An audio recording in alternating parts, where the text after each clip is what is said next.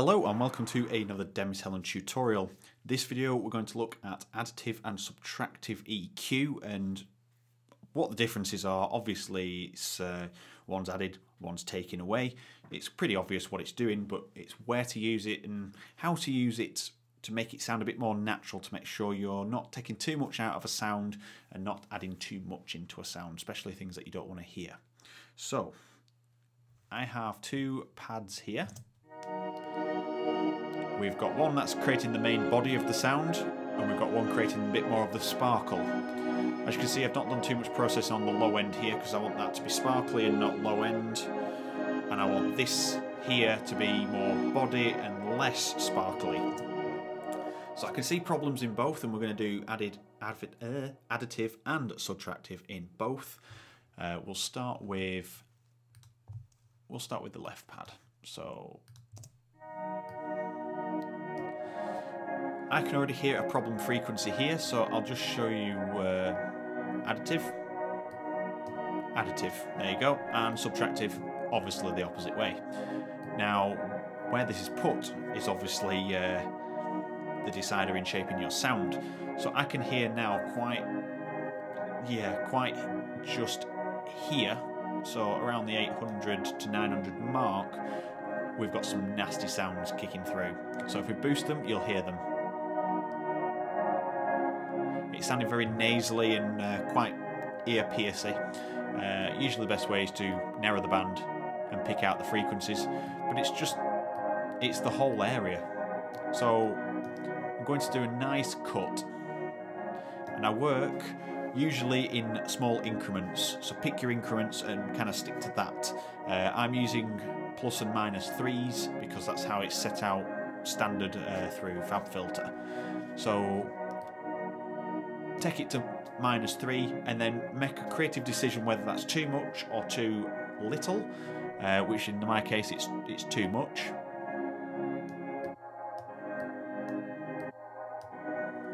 I want it to be sitting around there, so we've taken that to -1.5, near enough.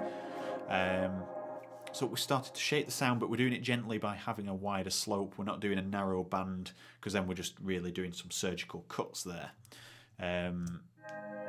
Let's just listen to some more of the problem frequencies in there. I'll just create a notch, just tighten the band up.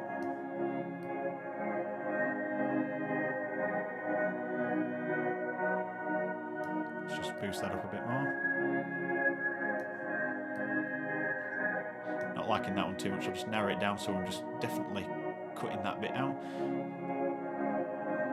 And I'll probably do it to -3, but we've moved to the 30 decibel mark there. So it's not quite getting rid of it. There we are. Okay, let's just find any more problems. There's one. So we'll do an EQ cutoff here. I'm just going to drop the volume back down on this. I'm going to widen it up to make it sound a bit more natural.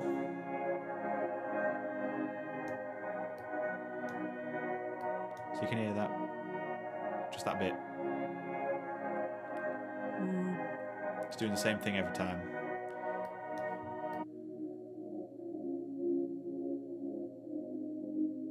So I'm cutting that bit out there, that whoop. Right, so if we just take a listen to what's happened, we've gone from this to a very cleaner sound. Personally, I don't think we've taken enough of that out. There's characteristics of the sound and we don't want to take them away, really. I just want to tame them down, so I'm working between -3 and -6 there. It's sounding a lot better. Just take that there. Probably a bit less on that.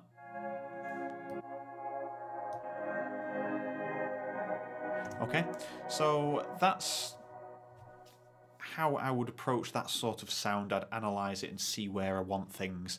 As you can see, I've done no boosting on this end because this pad is going to take over the sparkly aspect, hence it's called sparkly pad, and that one's called lush pad. So let's take a look at sparkly. Now these edits are based on the sounds not working together. Then we'll play them both together and we'll see what's working and start to shape them a bit better. Okay, so I can see almost instantly here, this is a problem area because we're starting to cut into this area. Obviously it's in the same area as what here, because it's the same chord structure. So what I'm going to do, I'm going to roll it off, drop it down, give it a nice wide curve.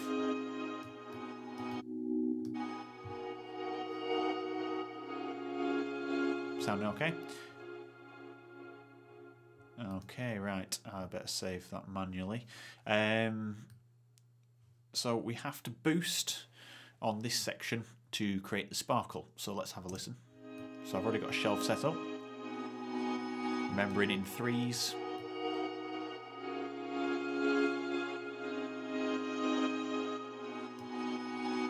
Now, the number one rule is when you're adding, you've got to keep your close eye on the output volume.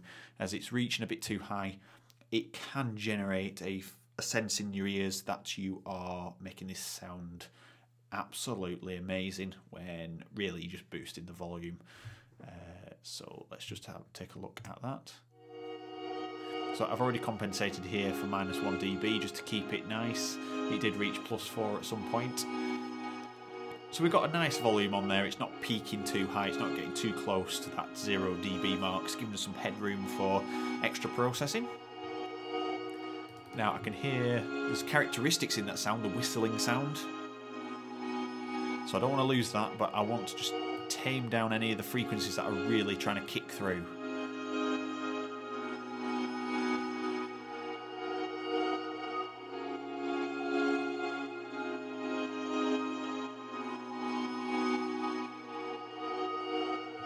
Doing a sweep.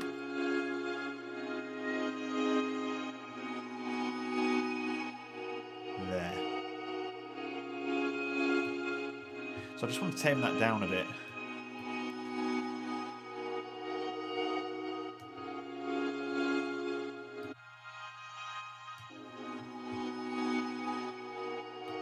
Now, if we locate the whistling sound, which is here, and that gives its characteristic.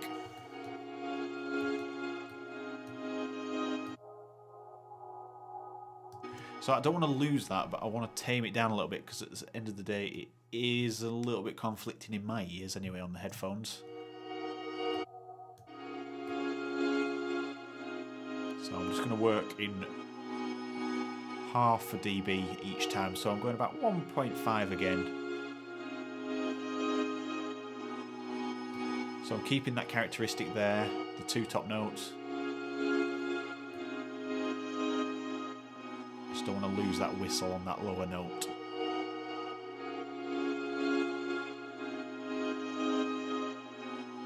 That sounds okay. So now I've used some examples there. We're still alright on the levels. Let's just check the levels on the other one because we didn't look on the lush pad.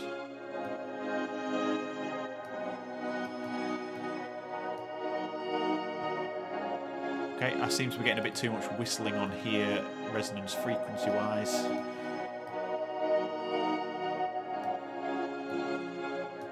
Let's remove that.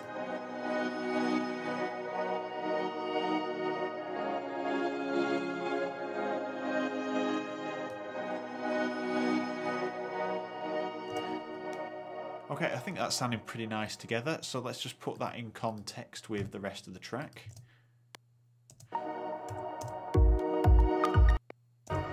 Just got to wait for all the sounds to load, running on an external hard drive.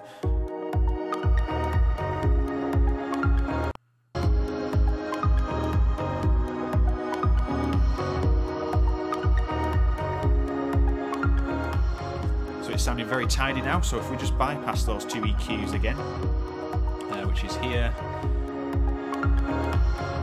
and here.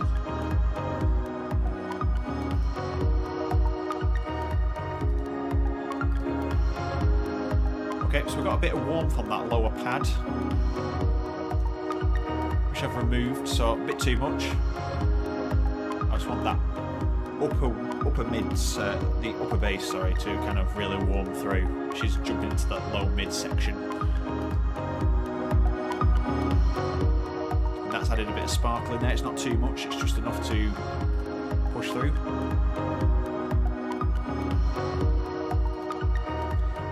I think that's working quite well. If we listen to where it starts down here,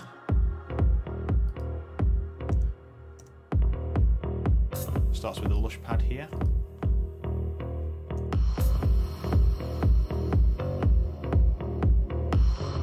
So now that gives me room to start using some compression to really raise that volume up on the pads there, to really push that pad out and into the mix a little bit more. Bearing in mind it is fading in.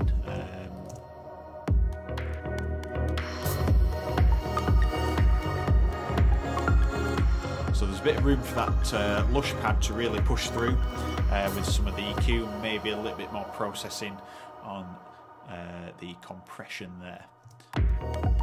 So that is a look at additive and subtractive. Just keep your eye on that level. And it's really about picking the frequencies out, and I hope I've demonstrated that well by picking out some of the really nasty sounds. And it's about training your ears. You can hear some of the sounds straight away. You know exactly where you need to go in and make those cuts. Just to quickly summarise, if you look at these two pads, when you are boosting, just make sure you've got a nice smooth overall curve, because that makes it sound more natural. If you're just going to grab here like that and make a boost here, it's not natural. And the narrower you go, it's less natural. You're creating a really pinpointed area and you're boosting just that section. So make sure you've got a nice curve like that and you're doing gentle boosts, just to keep it all natural, because that's how an EQ would work on a stereo in a car, on your headphones. You're boosting in like just 3 sections, bass, mid and treble. So just make sure you're just boosting those gently with nice sloping curves. There is a need for sharp areas, but just as a general rule, make sure you're doing that. It's the same for cutting as well. When you're doing the subtractive EQ, make sure it's a nice curve. I've gone in at a bit of a steeper curve there to kind of just affect that area of sound here. I don't want it leaking into this section here, which I've only dropped a little bit. I just want it nice so they all flow into each other nicely. Obviously that's a bit more surgical there, and these two are really surgical on this side. It's all about shaping the sound and just training your ears to hear those parts that are really going to conflict, and also take into consideration the rest of the instrumentation in the track when you're mixing down at the end.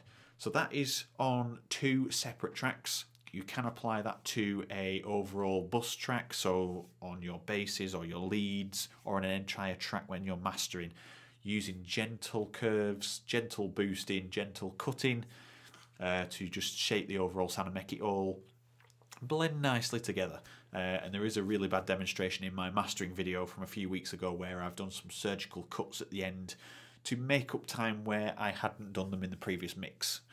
Brilliant example to say, here's a song, it's not brilliant, go back to your mixing stage and make sure you've solved all that before it comes into mastering. So all you're doing is just tidying and neatening up the corners. Okay, so thank you for sticking around, and I will see you in the next video.